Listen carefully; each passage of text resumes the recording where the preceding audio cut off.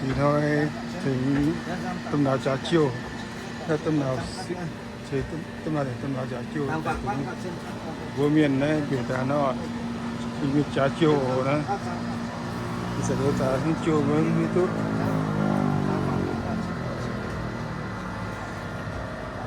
này được chết xếp phải check out chết xếp check out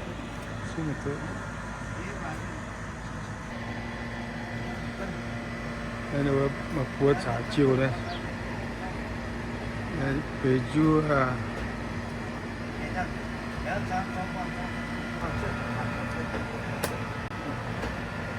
không hổ tử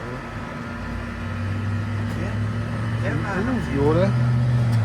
vô rồi đấu cho xin giả xin rất lát của xin này hai rồi hai rồi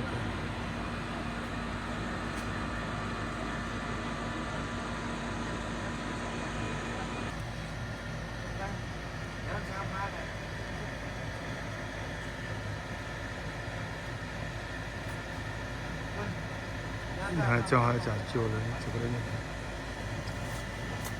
在道路讲究。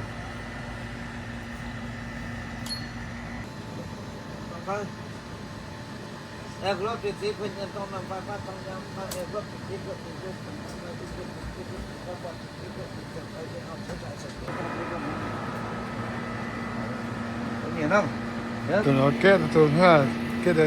จุดเส้น水车没有啊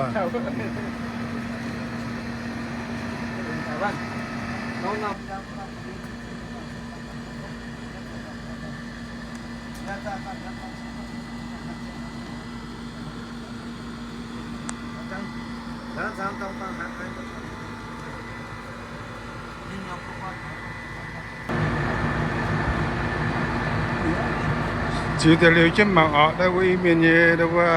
สวนจิ๋วนั่นหรือว่าเฮ็ดน้ำดูว่าตรงเฮ็ดน้ำเฮ็ดจั่วจุดตรงใช้จิ๋วนะบ่สิแต่บ่น่ะก็ว่านั้นจิ๋วนะเหวเราบ่จุดเย็นแต่โจบ่จุดอยู่แต่พวกที่ใต้มาโซอีสนั้นว่าน่าจะหามาคังดับเปียนะดับเจนเรียอันนั้นจีมินโตนะแบบคับจะปวดขาโซนั่นด้วยดิ้นตุ๊ดอะไรหนักกันว่านั่นยังจิ๋วนะอันนั้นเหวนะ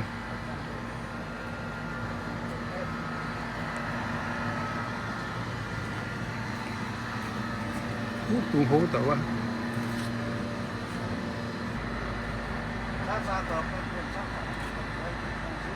เจ็ดสิบไปเช็คกันนี่กันโจก็จะจัดจิ๋วลงจัดจิ๋วกันโจถ้าตำรวจนี่สิเห็นเดินมาประจิ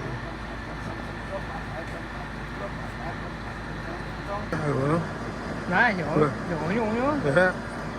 ได้ด้วยเหวแต่ว่าเจนะได้เราแต่หัวป้อฮะเนี่ยหัวป้อจิ๋วฮะเจเจเหวหัวป้อแต่ว่ามันจะฝากทั้งไปใครครั้งก็การแบ่งเกี่ยวก็แบ่งเกี่ยวนั่นแล้วก็แต่ยี่ป้อแบ่งหรือว่าดาวนี่